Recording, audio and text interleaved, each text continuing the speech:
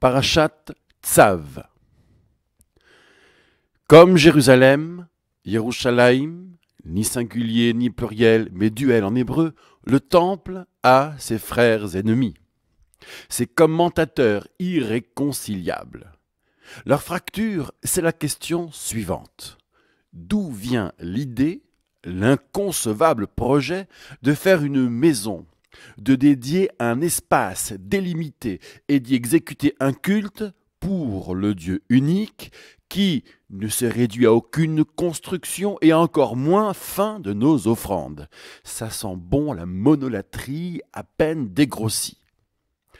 Alors, vous aurez d'un côté les égarés du guide, les maïmonidiens, qui vous diront en substance « chiche ».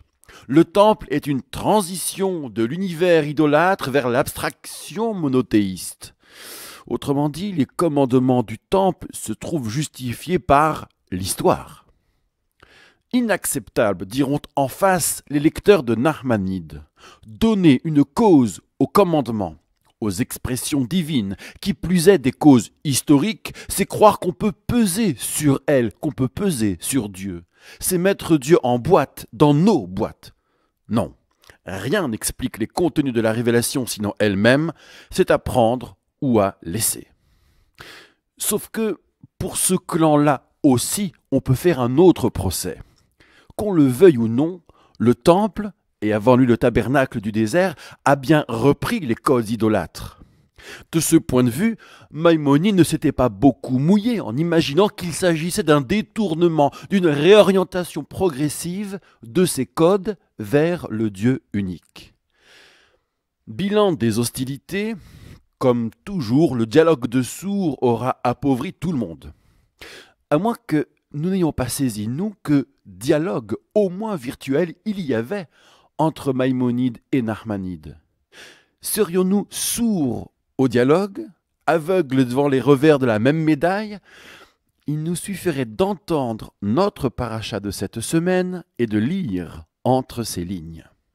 C'est très simple. Tout se tient en une étoile bien connue, faite de 2 triangles inversés et superposés. Première partie de la paracha, un triangle dessiné, et dessiné par Dieu, donc base en haut et pointe descendante. Deuxième partie de la paracha, le même triangle accompli par Moïse sur ordre, donc base en bas et sommet vers le haut. Ce triangle, c'est quoi?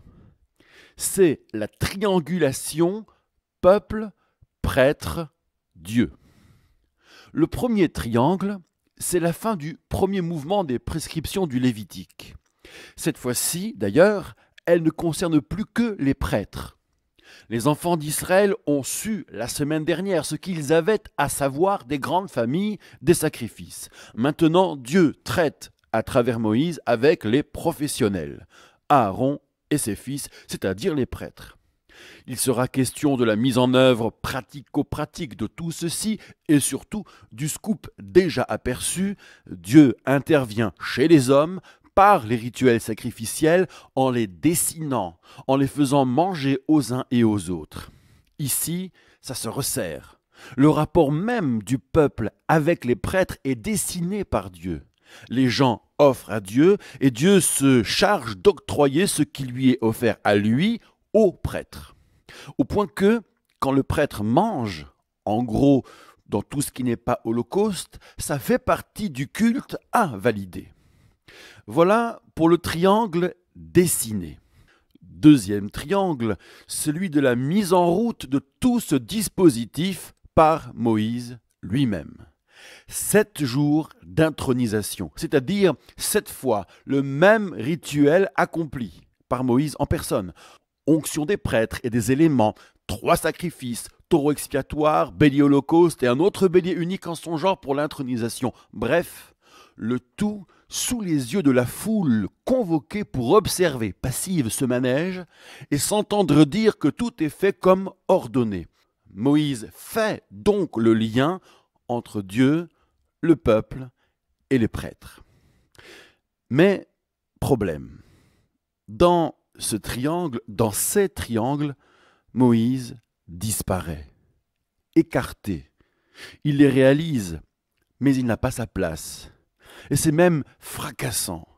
Parce que Moïse va jouer les grands prêtres 7 jours. On se demande dans quelle tenue, rien n'a été prévu, pour à terme être statutairement impropre à la prêtrise. C'est plus qu'une clause de non-cumul. Moïse aura été in fine prêtre, prophète, juge suprême, roi, mère juive et j'en passe. C'est un écartement ostentatoire. Déjà un de ces écartements qu'on n'avait pas vu avec la terre refusée, le silence de la Haggadah. C'est injuste, c'est terrible, mais c'est ainsi. Après les 7 jours d'intronisation, après avoir posé la triangulation intemporelle, Moïse revient dans la sphère du peuple. Là où on trouve des commandements souvenirs, de la sortie d'Égypte ou autre. Dans le temple, rien de tout ça. Côté peuple, on raconte, on devise, on transmet les mémoires dans l'intersubjectivité, un narratif par récit différent à chaque fois qui se dépose sur les précédents. Rien de tel au temple, totalement, fondamentalement déhistoricisé. Le temple est autonome vis-à-vis de la mémoire des hommes.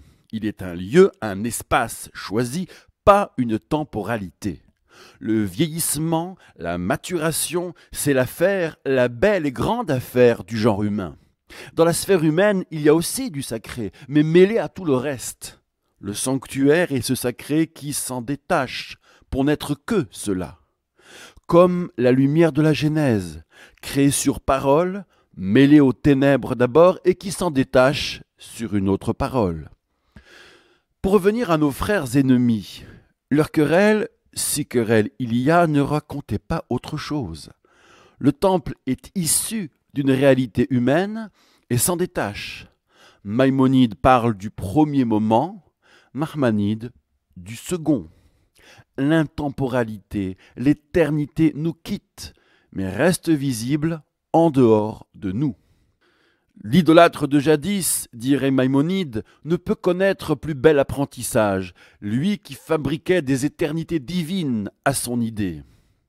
Et l'humain d'aujourd'hui, dirait Nachmanide, humain parfois délirant, peut se voir soulagé de ce mauvais fantasme. Notre prétention à l'éternité est posée là, dans le marbre.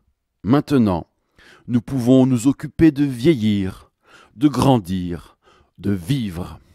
De toute façon, paraît-il que, selon Woody Allen ou Kafka, c'est beaucoup trop long l'éternité, surtout vers la fin.